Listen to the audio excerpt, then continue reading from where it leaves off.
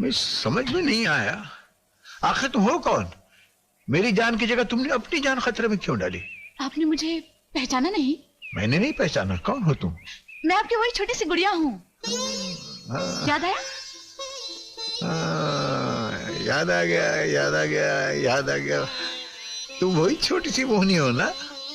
हाँ, लेकिन अब छोटी नहीं, बड़ी हो गई हूँ।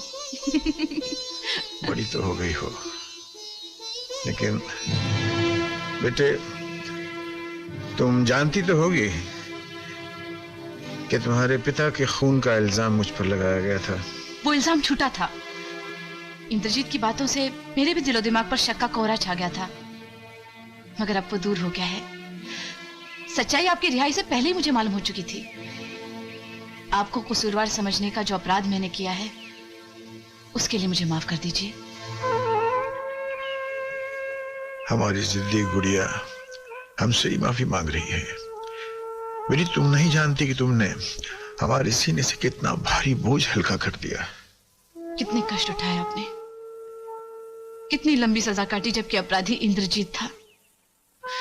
सोनू दीदी की भी जान उसने इसलिए ली कि कहीं उसके जुर्म का राज फाश ना हो जाए।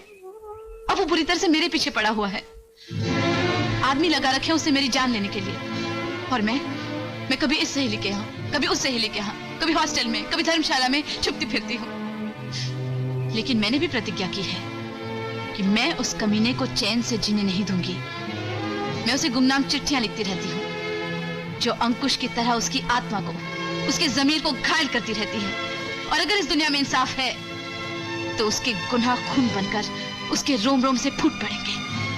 खून नहीं है, उसके बदन में खून नहीं है, जहर दौड़ रहा उसकी रगों में बिटिया।